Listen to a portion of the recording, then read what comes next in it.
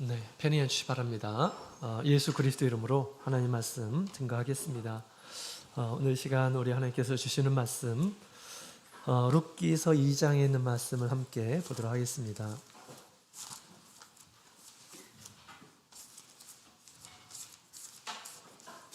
룻기 2장 17절부터에 있는 말씀. 룻기 2장 17절 구약성경 404페이지 구약성경 404페이지 룻기 2장 17절부터 20절까지 있는 말씀을 먼저 함께 읽어보도록 하겠습니다.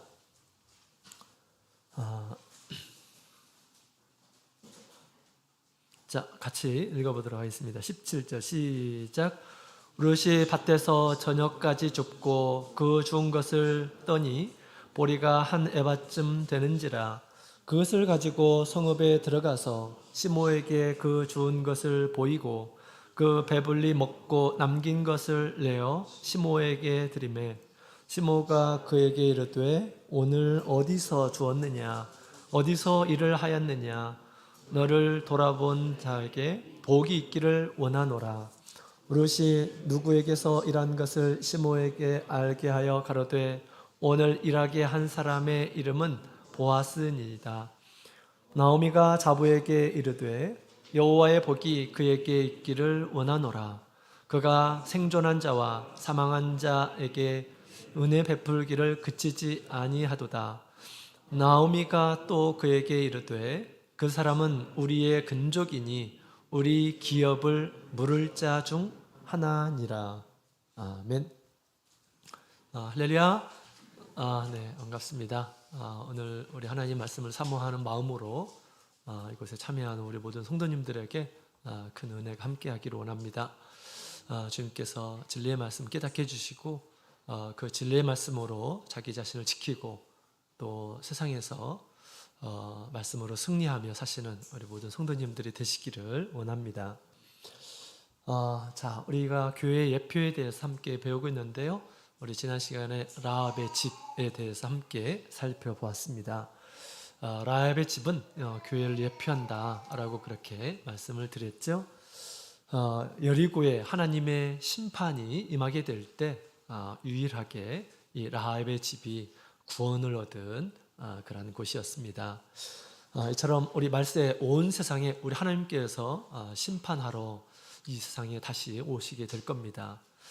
그때 심판을 면하고 구원을 얻게 하기 위해서 오늘날 우리 주님께서 당신의 몸된 교회를 세우셨음을 우리에게 얘기해 주고 있습니다. 우리 라합과 같이 우리 다시 오실 또 이 세상을 심판하실 우리 예수님을 기다리며 믿음과 소망과 그리고 신실한 그런 행동으로 예수님의 오심을 기다리는 저와 여러분이 되기를 원합니다. 자, 오늘 이 시간에는 우리 룻에 대해서 함께 배우는 그런 시간을 갖도록 하겠습니다. 룻은 우리 교회를 예표한다라고 그렇게 얘기할 수가 있는데요. 왜 룻이 교회를 예표하는 것일까? 오늘 말씀을 통해서 함께 살펴보기를 원합니다. 자, 이 룻이라고 하는 이란 사람은 우리 이스라엘 사람이 아니었죠. 모압 사람이었습니다. 그럼에도 불구하고 성경에 등장하고 또 그가 낳은 이 사람 중에 나중에 이제 다윗이 출현하게 되죠. 다윗의 아버지, 또 다윗의 할아버지를 낳은 사람이 바로 이 룻이라고 하는 이란 사람이죠. 바로 이방인이었고 모압 여인이었습니다. 그의 시어머니가 바로 나오미였죠. 룻은 나오미의 며느리였습니다. 이 나오미와 그 남편 엘리멜렉이라고 하는 이런 사람이 지금 가나안 땅에 있을 때 큰 흉년이 이렇게 찾아오게 되죠. 이때 그 두 아들을 데리고 이제 모압 땅에 이제 이주를 하게 됩니다. 모압 땅은 우리 요단강 동쪽에 있는 높은 고원입니다. 그래서 초목이 많이 있는 그런 곳이죠. 그래서 또 목축업에 목축업을 할 수 있는 좋은 땅이기도 합니다. 그래서 이 기근을 피해서 지금 이제 모압 땅으로 이렇게 가게 된 것입니다. 자, 그곳에서 이제 자녀를 결혼시켰는데 그중 하나의 며느리가 바로 룻이었던 것이죠. 그래서 이 기근을 피해 가지고 모압 땅에 가면 잘 살 줄로 생각을 했습니다. 근데 잘 살지를 못했죠. 오히려 가나안 땅에 있었던 것보다 못한 그런 결과가 초래가 됩니다. 그의 남편 엘리멜렉이 죽게 되고요. 또 그 두 아들도 그곳에서 죽게 됩니다. 그들은 나름대로 기근만 피하면 더 좋은 곳에서 더 행복하게 살 수 있을 것 같다라고 그렇게 생각했지만 그것은 아주 인간적인 그런 생각이었죠. 이것을 통해서 우리에게 잘 얘기해주고 있습니다. 우리 하나님의 백성들은 하나님을 떠나서 세상을 가게 되면 그것은 죽음의 길을 향해서 가는 것이다 라는 것을 우리에게 잘 얘기해주고 있습니다. 우리는 결코 우리가 상황과 환경이 악화되었다고 해서 믿음이 아닌 다른 길을 우리가 선택해서는 안 되겠습니다. 돌아와서 나오미가 하는 얘기가 내가 떠날 때보다 더 빈곤해서 다시 돌아왔음을 고백하고 있는 그런 모습을 보게 되죠. 우리가 결코 우리 하나님의 뜻을 버려서는 안 되겠습니다. 자, 우리 나오미가 다시 이스라엘의 고향 베들레헴으로 이렇게 돌아오게 되죠. 그때 룻도 함께 돌아오게 됩니다. 이제 그 아들들이 죽었기 때문에 사실 이제 나오미가 그 두 며느리에게 자유를 주려고 했어요. 너희는 아직 나이도 어리기도 하고 그러니 얼마든지 새로운 출발을 하라 라고 그렇게 얘기를 했습니다. 그런데 그 중에 한 며느리 룻은 결코 어머니를 떠날 생각이 없었습니다. 아주 결심하고 작정하고 어머니를 따라 나서는 이런 모습을 보게 됩니다. 근데 이 룻의 어떤 그 이야기를 통해서 보게 되면 룻 안에는 그 하나님을 향한 신앙도 함께 있음을 우리가 발견할 수가 있습니다. 하도 나오미가 이제 네 앞길을 가라라고 하니까 룻이 하는 얘기가 어머니의 하나님이 나의 하나님이 될 것입니다. 어머니의 백성이 나의 백성이 될 것입니다. 하면서 작정하고 이렇게 이제 그 시어머니를 따르는 그런 모습을 보게 됩니다. 룻이 어떻게 하나님을 믿었을까요? 그는 이방 사람인데 어떻게 하나님을 믿었을까? 아마도 물론 이 나오미를 통해서 배웠겠죠. 또한 반면 교사를 통해서 아마 배우지 않았을까 생각이 됩니다. 하나님은 참된 하나님이다. 하나님을 떠나고 축복의 하나님을 떠나고 또 축복의 땅을 떠나서 살아가는 그 가정이 어떻게 잘 될 수가 있겠습니까? 하나님을 떠나서 다른 길로 이렇게 가는데 그러니까 하나님은 정말 살아계시는구나 라고 그렇게 이 룻이 이해하지 않았을까라고 그렇게 생각이 됩니다. 하나님은 축복도 주시지만 하나님께서는 살아계시기 때문에 그 사람들에게 하나님 믿는 이런 사람들에게 저주도 주시는 재앙도 주시는 그런 분이심을 이 룻은 알게 되었던 것이죠. 그렇습니다. 우리 하나님은 축복도 주시고 또 재앙도 주시는 그런 분이십니다. 특히 우리 사랑하는 이런 사람들에게 하나님께서는 징계도 허락하시는 분이시다라고 그렇게 이야기하고 있죠. 자, 그래서 이제 이 룻이 드디어 이스라엘 나라에 그 시어머니와 함께 오게 됩니다. 이때 만난 사람이 바로 보아스라고 하는 이러한 사람입니다. 보아스. 나중에 이 보아스와 결혼을 하죠. 그러면 자녀를 낳게 됩니다. 이 보아스는 예수 그리스도를 예표한다라고 그렇게 말할 수가 있습니다. 왜냐하면 첫 번째로 이 보아스는 기업을 물어주는 자로 이렇게 등장을 합니다. 룻의 기업을 물어주는 자로 이렇게 등장하는데요. 기업을 물어주는 것은 기업을 이어주는 이란 사람입니다. 기업이라고 하는 것은 땅이나 우리 자녀들, 우리 기업이죠. 계속 그것을 이어주는 겁니다. 우리 가정의 기업을 잇는 자는 바로 자녀이죠. 그래서 자녀가 끊어지게 되면 그 집안이 끊어지는 것입니다. 가문이 끊어지는 거예요. 가문이 끊어지는 것에 대해서 굉장히 수치스럽게 생각을 했습니다. 하나님께서 사람에게 복을 주시고 번성하라, 그죠? 생육하고 번성하라 라고 하는 그런 복을 주셨는데, 그 가문이 끊어진 것은, 자녀들이 끊어지는 것은 그 복을 얻지 못하는 그런 결과로 그들은 생각을 했습니다. 우리나라도 예외가 아니죠. 우리나라도 얼마 전까지만 해도 남자 선호 사상이 있었습니다. 그죠? 아들 선호 사상. 어쨌든 아들을 낳아야 돼요. 왜 아들을 낳습니까? 아들이 자기 가문, 그 집안을 이어준다, 대를 이어준다라고 그렇게 생각을 했었던 것입니다. 그죠? 그래서 대가 끊기게 되면, 아들이 없게 되면, 그래서 우리가 아이를 못 낳으라는 사람에 대해서 그렇게 좋게 생각하지 않잖아요. 그죠? 또 어떻게든지 아들을 낳으려고 하는 그런 노력들을 또 우리가 옛날에 있었던 일을 통해서 우리가 알게 됩니다.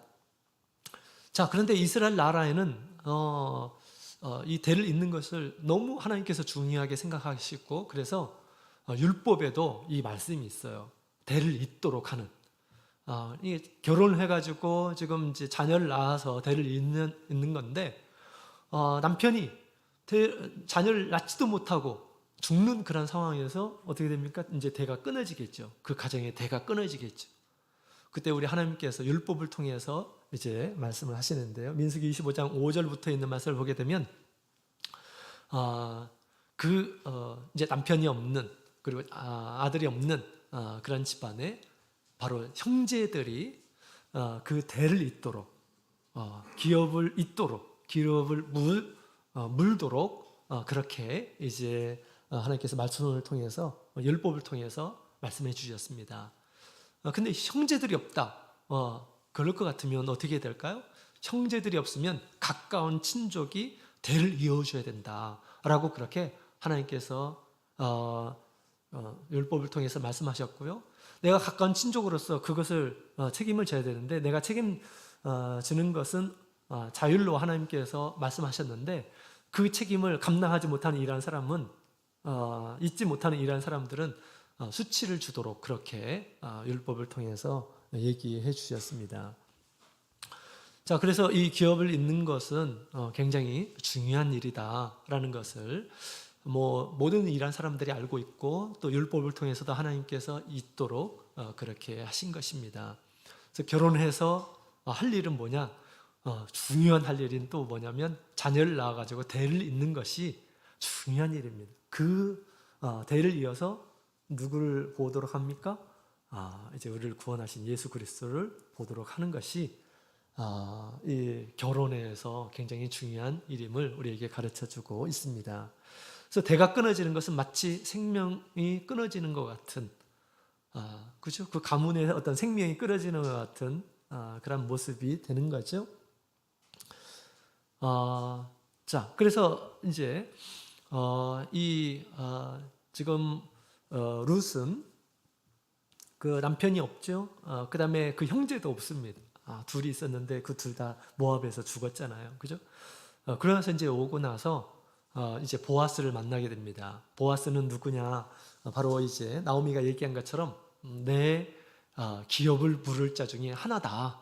그는 가까운 근족, 친족이다라고 그렇게 지금 얘기합니다. 그래서 나중에 이제 룻의 기업을 이어주는 이런 사람으로 등장을 하게 됩니다. 여러분, 우리 예수님께서 이 세상에 오신 것이 바로 우리의 기업을 물어주려고 예수님께서 오신 것입니다. 모든 이 세상 사람들은 우리 일시적인 그런 생명을 가지고 이 세상에 살아요. 일시적인 이 세상에 있는 동안 우리가 생명을 가지고 삽니다. 예수님께서 이 세상에 오신 것은 일시적인 생명이 아니라 영원한 생명을 주시려고 우리 예수님께서 오신 것입니다.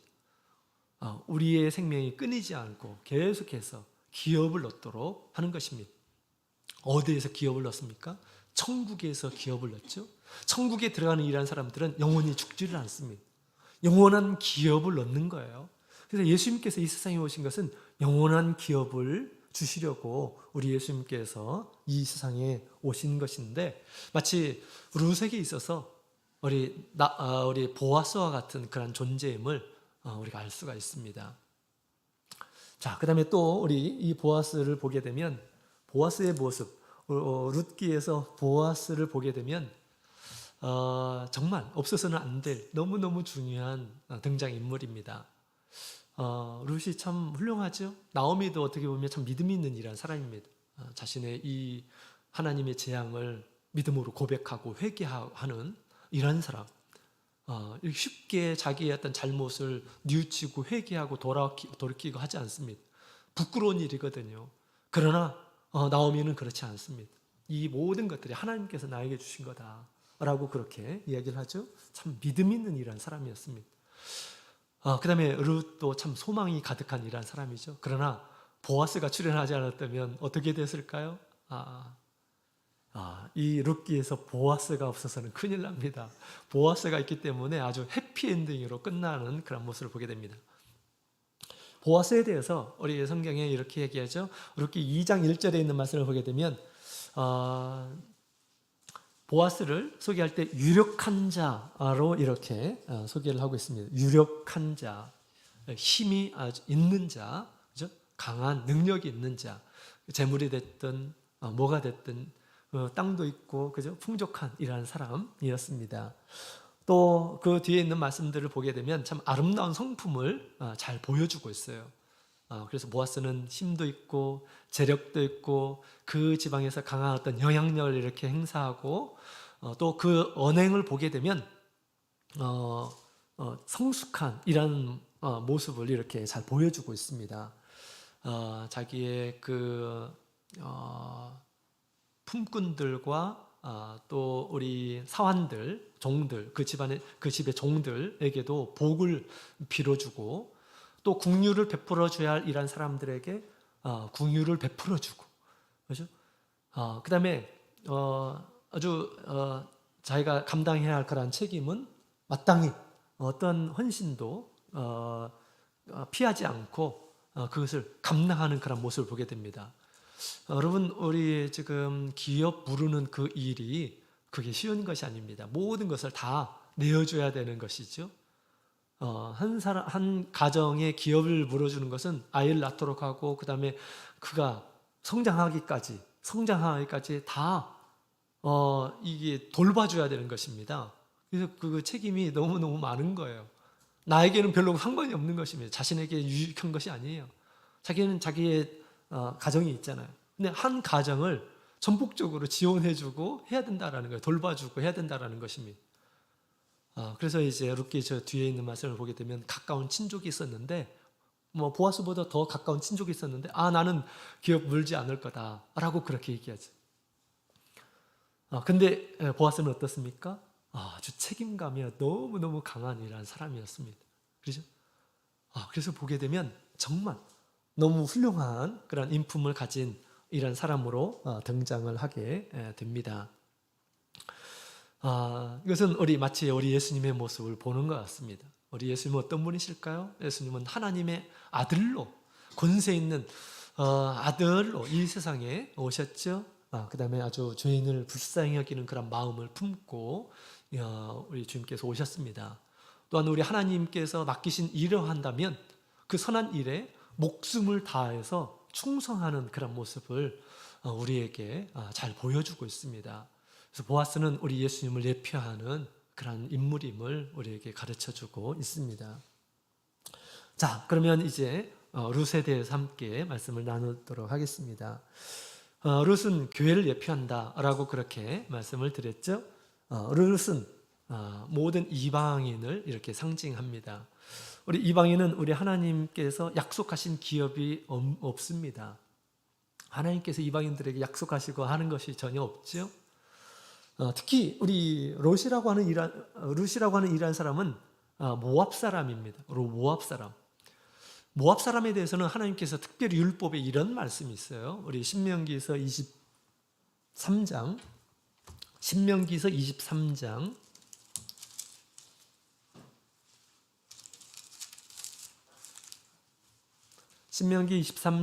3절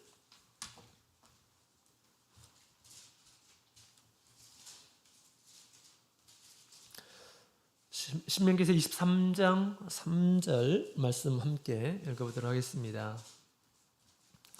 같이 읽겠습니다. 시작. 암몬 사람과 모압 사람은 여호와의 총에 들어오지 못하리니 그들에게 속한 자는 10대뿐 아니라 영원히 여호와의 총회에 들어오지 못하리라. 하나님의 이 총회에 들어오지 못하리라 라고 그렇게 말씀하셨는데, 암몬 사람 그리고 모압 사람에 대해서 언급을 하고 있습니다. 모압 사람, 암몬 사람은 하나님 앞에 아주 가증한이라는 사람이었던 거죠. 그래서 하나님께서 율법에 특히 이렇게 말씀하고 있습니다. 그들은 절대 하나님의 총에 들어오지 못하도록 하라 라고 말씀하셨는데, 도대체 어떤 사람이었길래 그럴까요? 모압, 암몬이란 사람은 누구일까요? 여러분 창세기 보면 롯의 그 두 딸이 있었죠. 하나님께서 그 롯을 구해내셨는데, 이 두 딸이 아버지에게 술을 먹이고 나서 그 다음에 아이를 이렇게 낳게 됩니다. 그래서 큰 딸도 아이를 낳고 그 다음에 작은 딸도 아이를 낳고 해가지고 이제 그 후손이 바로 모압과 암몬 후손인 것입니다. 반인륜적인 그 모압 땅에서 그 이방 땅에서 이제 이방인들의 행한 그런 습관을 따라서 반인륜적인 그런 모습을 이렇게 보였던 것이죠. 그래서 우리 하나님 보시기에 너무 가증한 그러한 일이었습니다. 그래서 그들의 그 암몬과 모압 사람들은 여호와의 총에 들어오지 못한다라고 그렇게 명시를 한 것입니다. 자, 그럼에도 불구하고 지금 룻은 모압 여인이잖아요, 그죠? 근데 그럼에도 불구하고 그가 우리 하나님의 이 백성이 되었고요. 또 하나님께서 약속하신 이제 그 왕 다윗을 낳은 이런 사람으로 등장을 하게 됩니다. 자, 어떻게 이 룻이 이처럼 그는 여호와의 총에 들어오지 못할 이런 사람인데 그럼에도 불구하고 그가 들어오게 된 것일까? 사실 우리 이방인들에게는 우리 하나님의 기업이 없습니다. 그죠? 근데 장차 우리 하나님께서 이방인들에게도 구원을 얻게 하고자 하는 그런 모습을 룻을 통해서 이렇게 보여주고 있다라는 것입니다. 율법에 보면 그는 돌아와서는 안 될 이란 사람인데 그럼에도 불구하고 그 역사를 통해서 이 룻이 이스라엘의 역사 가운데 굉장히 중요한 인물로 이렇게 등장을 하고요. 또 예수님의 계보에도 이제 그 여인이 등장하는 그런 모습을 보게 됩니다. 자, 그가 어떻게 해서 이와 같이 이 계보를 이은 것일까? 기업을 이스라엘의 어떤 백성이 되었고 또 그의 기업을 잇는 이런 사람이 된 것일까? 어떻게 해서 그런 일들이 이루어진 것일까? 그가 이제 보아스를 만나고 나서 그리고 또 보아스가 기업을 물어줘서 이제 그 가정이 다시 이제 살아나게 되는 그런 모습을 보게 됩니다. 자, 어떻게 해서 그가 이제 보아스의 마음을 이렇게 얻고 그가 이제 아이를 낳게 되는 그런 일들이 이렇게 나오는데요. 무엇으로 가능했냐면 사실 우리 나오미의 말을 잘 듣고 순종해서 그렇게 된 것입니다. 자, 지금 우리 룻의 기업을 이을 그의 친족 가운데 보아스가 있다라고 그렇게 얘기하죠. 그러고 나서 이제 룻기 3장에 있는 말씀을 보게 되면 룻기 3장 우리 1절부터 5절까지 있는 말씀을 보게 되면 기업물을 이 사람에게 마음을 얻는 그런 과정이 나옵니다. 그죠? 그래서 그 내용을 함께 살펴보도록 하겠습니다. 우리 3장 1절부터 5절.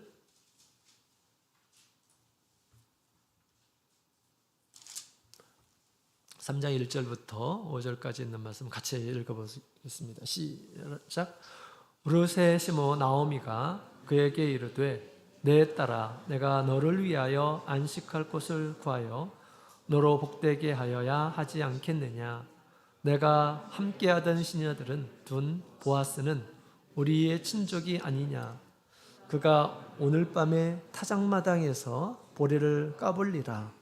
그런즉 너는 목욕하고 기름을 바르고 의복을 입고 타작마당에 내려가서 그 사람이 먹고 마시기를 다하기까지는 그에게 보이지 말고 그가 누울 때 너는 그 눕는 곳을 알았다가 들어가서 그 발치 이불을 들고 거기 누우라.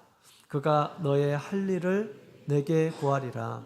룻이 시모에게 이르되 어머니의 말씀대로 내가 다 행하리이다 하니라.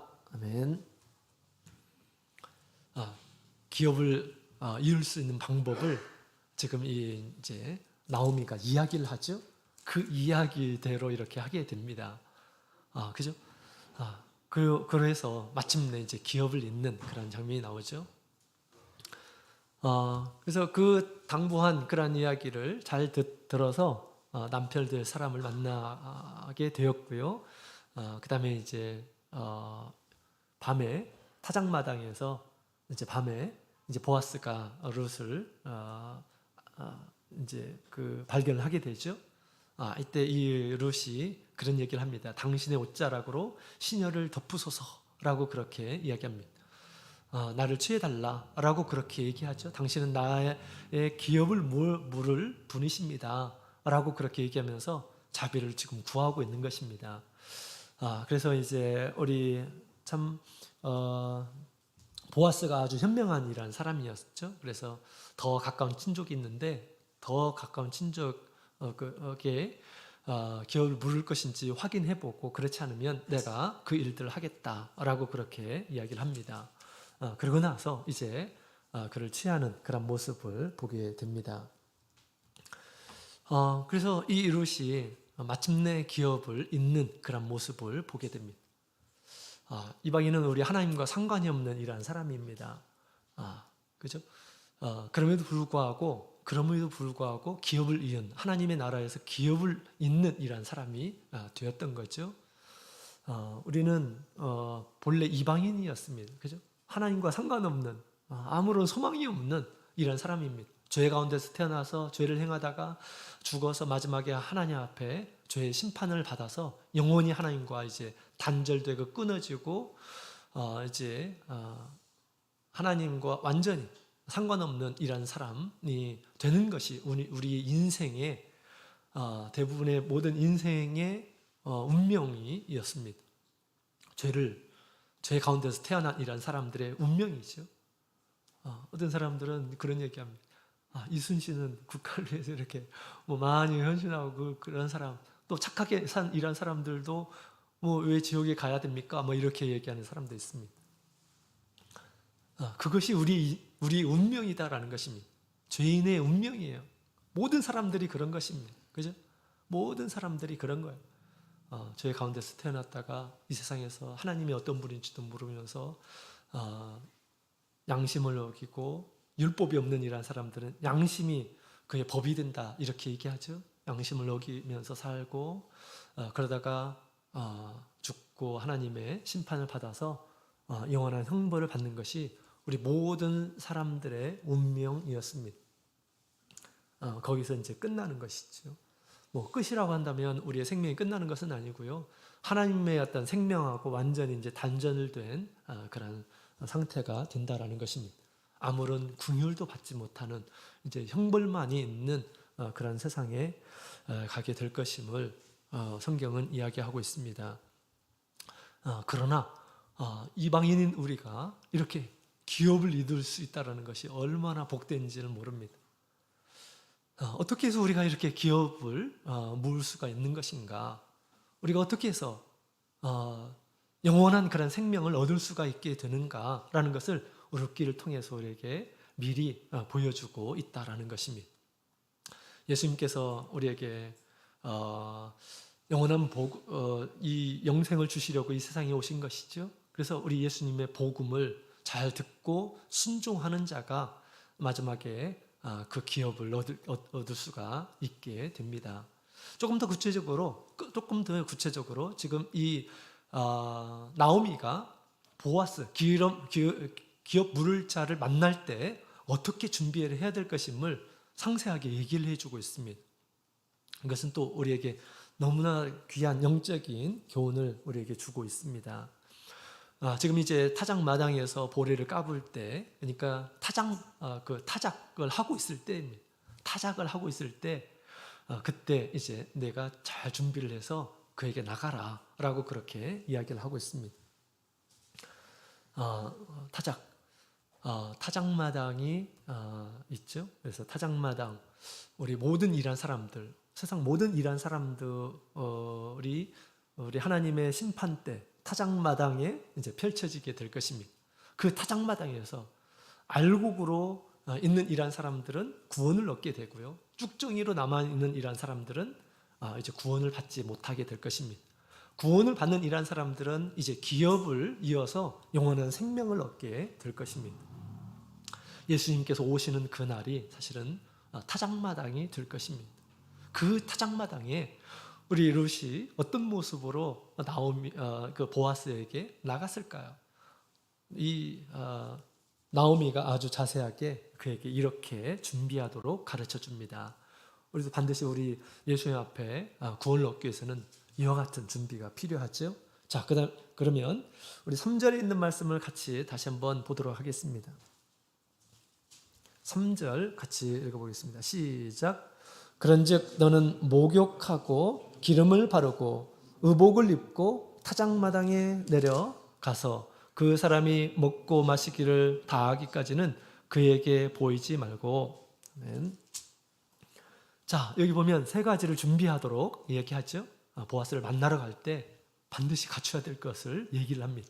첫 번째는 목욕을 하라라고 그렇게 얘기합니다. 여자가 남자를 이렇게 만나러 가는데 근데 너무 또 기업을 잇는 너무 중요한 일이잖아요. 그죠?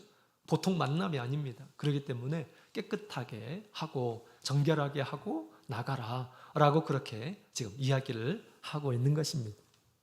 그죠?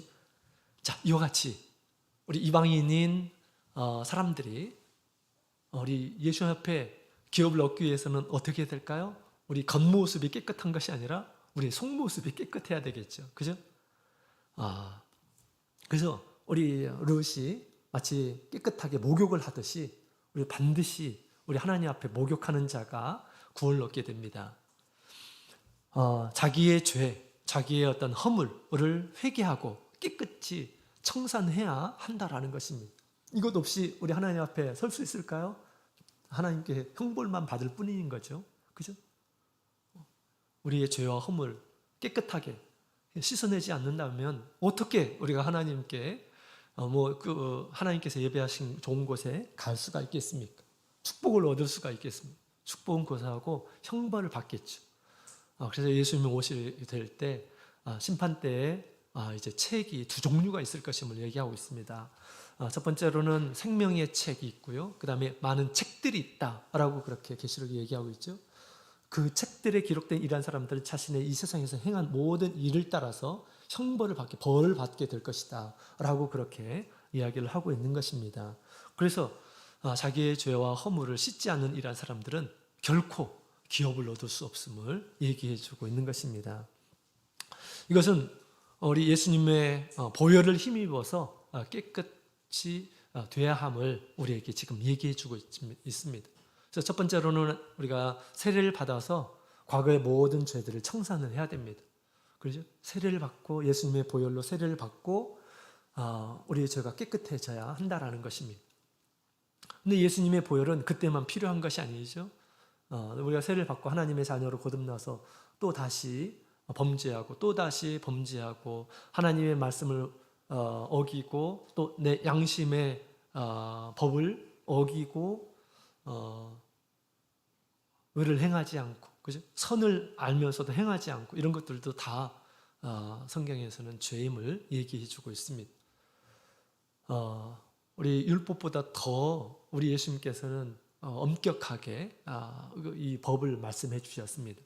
율법은 문자를 통해서 우리에게 죄임을 가르쳐 주지만 우리 예수님께서는 우리의 마음에서부터 품은 악이 죄다라고 우리 예수님께서는 말씀하시죠. 그런 죄들은 어떻게 해야 될까요? 그냥 남겨져 있으면 어떻게 될까요? 죄는 심판을 받게 될 것입니다. 따라서 우리가 예수 그리스도의 보혈을 의지해서 계속해서 우리의 더러운 것들을 씻는 일한 사람, 목욕하듯이 더러운 것들을 계속해서 빠는 일한 사람들이 나중에 우리 예수님 만나게 될 때 구원을 얻게 됨을 우리에게 가르쳐주고 있는 것입니다.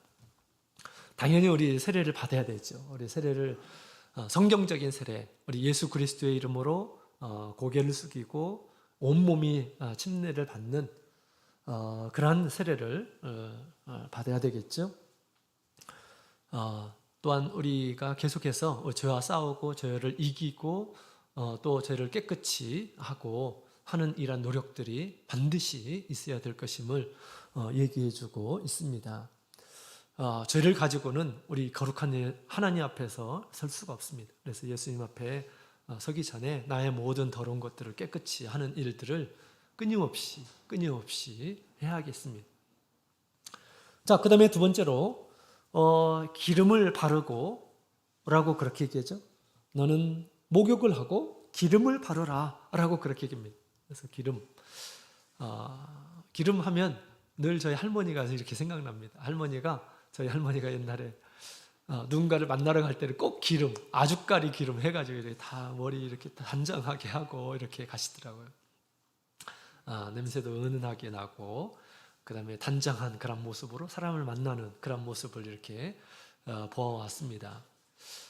옛날에는 이와 같이 좀 격을 갖추어서 가기 위해서 이렇게 이제 기름을 발랐다고 합니다. 단정한 모습, 그죠?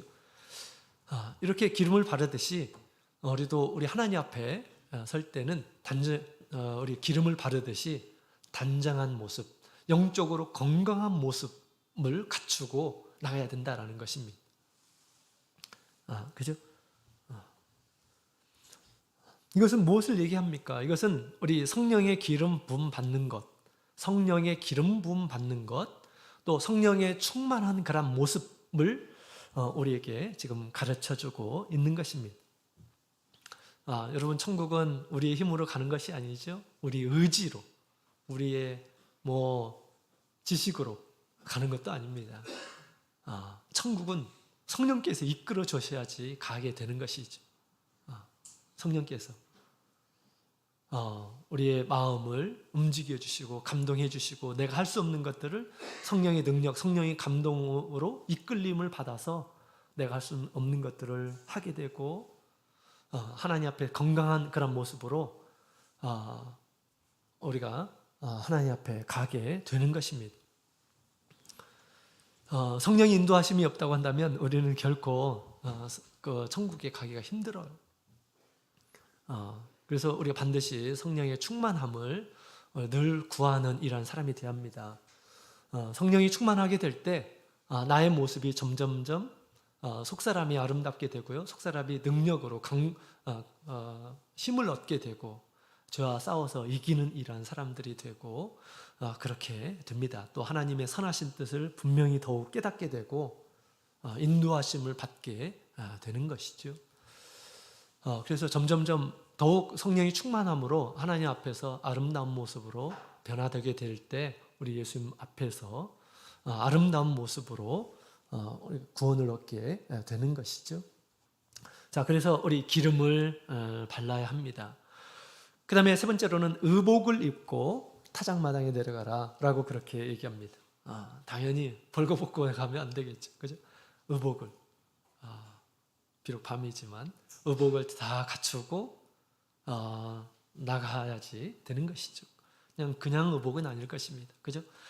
조금 더 특별한 그런 옷을 입고 단정된 모습으로 가서 맡기를 이제 나오미가 부탁을 하고 있는 그런 모습을 보게 됩니다. 이와 같이 우리 믿음 안에서 우리 예수를 만나서 구원 얻는 이러한 사람들은 반드시 입어야 할 의복이 있다라고 그렇게 성경은 이야기하고 있습니다. 그것이 뭘까요? 우리 계시록 19장에 있는 말씀을 함께 보도록 하겠습니다. 계시록 19장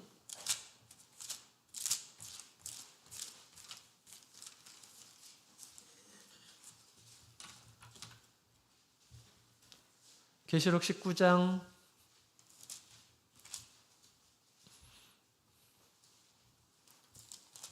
7절, 8절에 있는 말씀을 보도록 하겠습니다. 7절, 8절 시작. 우리가 즐거워하고 크게 기뻐하여 그에게 영광을 돌리세. 어린 양의 혼인계약이 이르렀고 그 아내가 예비하였으니 그에게 허락하사 빛나고 깨끗한 세마포를 입게 하셨은즉 이 세마포는 성도들의 옳은 행실이로다 하더라. 아멘. 자, 우리 예수님과 함께 혼인잔치에 참여하는 이러한 사람의 모습을 보니까 그 아내의 모습을 보니까 이제 깨끗한 세마포, 빛나는 그런 세마포를 입고 있었다라고 그렇게 이야기를 하고 있습니다. 이 빛나는 세마포가 도대체 뭘까? 그것은 옳은 행실이다라고 그렇게 이야기를 하고 있습니다.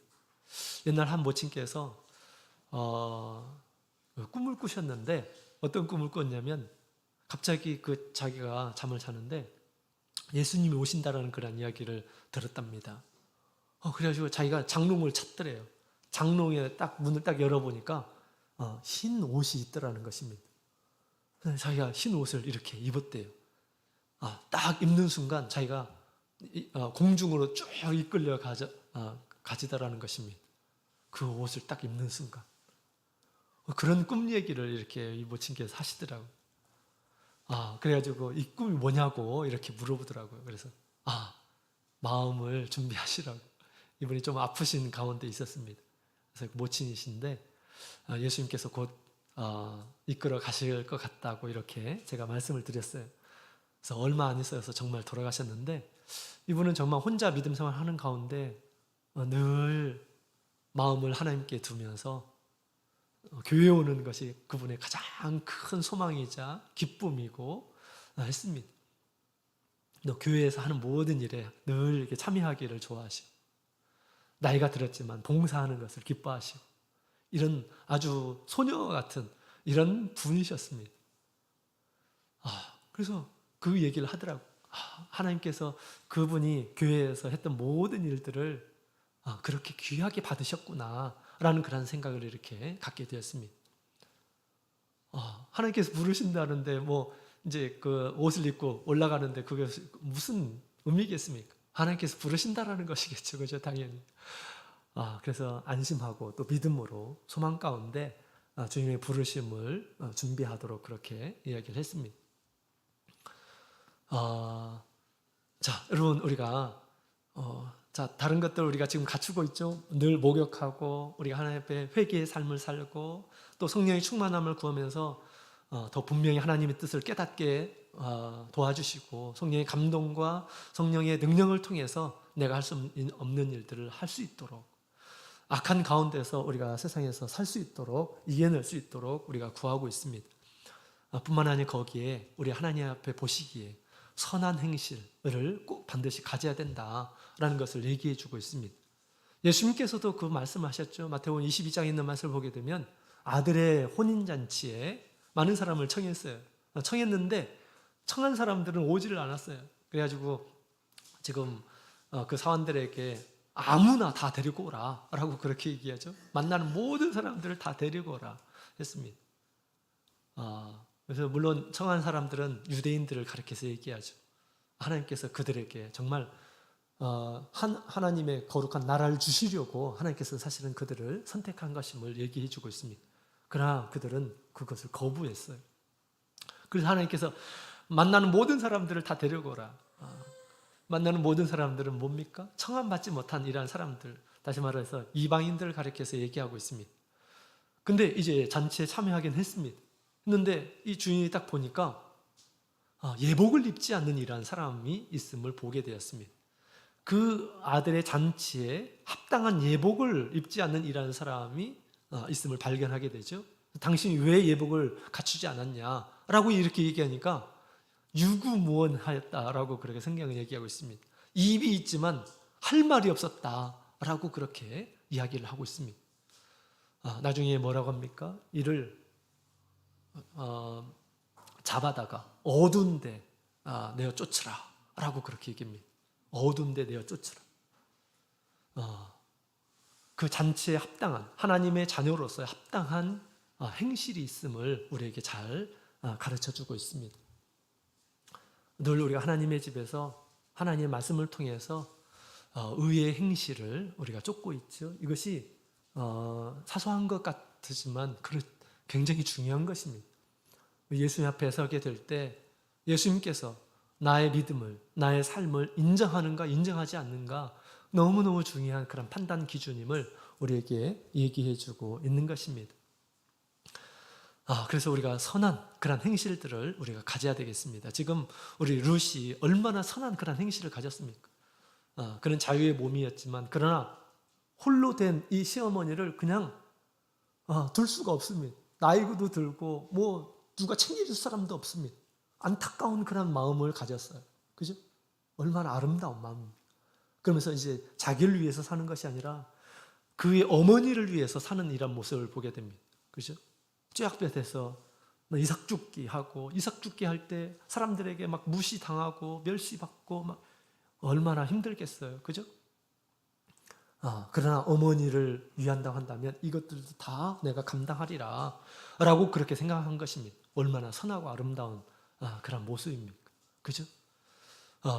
룻이 이와 같이 그 어머니에게 선한 그런 행실을 한 것처럼 보아스가 그것을 알아주는 그런 모습을 보게 됩니다. 그것처럼 우리가 이 세상에서 구원받은 우리 성도들이 우리 예수님 앞에 가기 전에 무엇을 위해서 우리가 살아야 될까요? 당연히 우리 주님을 위해서 살아야 됩니다. 주님께서 원하시는 삶을 위해서 우리 열심히 살아야 된다라는 것을 우리에게 얘기해 주고 있습니다. 바울 사도는 늘 나는 주님의 남은 고난을 내 몸에 채우면서 산다라고 그렇게 얘기합니다. 예수님께서 남은 고난이 어디 있겠습니까? 십자가에서 그 고난을 당하시고 죽으셨는데 그럼에도 불구하고 바울 사도는 그리스도의 남은 고난을 내 몸에 채우면서 산다라고 그렇게 이야기합니다. 그 남은 고난이라는 것은 뭘까요? 교회가 하나님 앞에서 온전한 모습으로 세워지기까지 많은 고난이 있음을 얘기해 주고 있습니다. 그죠? 그것 또한 우리 예수님께서 가지시는 그런 고난임을 얘기해 주고 있습니다. 그래서 선한 일에 우리가 고난을 받고 선한 그런 삶을 우리가 사는 것은 우리가 거룩한 행실을 잘 준비하는 것이다. 거룩한 의복을 준비하는 것이다 라고 그렇게 우리가 생각하면서 의의 옷을 또 그 빛의 열매, 또 성령의 열매, 의의 열매 이런 것들을 우리가 맺어가면서 살아가야 함을 우리에게 잘 가르쳐주고 있습니다. 그래서 우리가 선한 일에 더욱 열심히 있는 한 해가 되자라고 그렇게 지금 올 한 해를 선포했죠. 그러니까 선한 모든 일들은 사실은 나에게 있어서 하나님 앞에 좋은 의복을 갖추는 것이다 라고 그렇게 얘기할 수가 있겠습니다. 나의 어떤 신앙만이 아니고 이제 나를 이기적인 나의 어떤 삶이 아니라 다른 사람, 교회를 위한 또 성도들 위한 그런 삶을 산다고 한다면 더욱 아름다운 선한 모습이 되지 않을까라고 그렇게 보여집니다. 그래서 자기네 어떤 삶만을 돌보는 것이 아니라 우리 믿음 연약한 그런 사람 또 믿음 연약한 자녀들을 돌보고 그 일에 힘을 쓰고 하는 일들이 우리 하나님의 몸된 교회를 위한 것이다 라고 또 이렇게 볼 수가 있겠습니다. 자, 이와 같이 우리가 반드시 의복을 갖추고 나가게 될 때 이 보아스가 그를 알아보고 이제 그를 취하는 그런 모습을 보게 됩니다. 그래서 반드시 이와 같이 목욕하고 기름을 바르고 의복을 입고 영적인 의미의 이런 것들을 우리가 늘 준비하게 될 때 우리 주님께서 우리에게 영원한 기업을 허락해 주시라 믿습니다. 자, 이방인들이 하나님의 나라에 들어가 영생을 얻도록 하는 것이 바로 교회이죠. 이곳에서 우리가 성령으로 거듭나고 또 물로 거듭나고 또 성령으로 거듭나서 우리 천국 길을 우리가 가고 있습니다. 나중에 이제 타작마당 우리 예수님께서 오셔서 온 인류를 심판하시는 그런 타작마당이 벌어지게 될 것입니다. 이때 롯과 같이 우리가 준비한다고 한다면 반드시 주님의 은총을 얻고 영원한 기업을 얻으리라 믿습니다. 이런 모든 성도님들이 다 되시기를 예수님의 이름으로 축원드립니다. 같이 묵도드리겠습니다.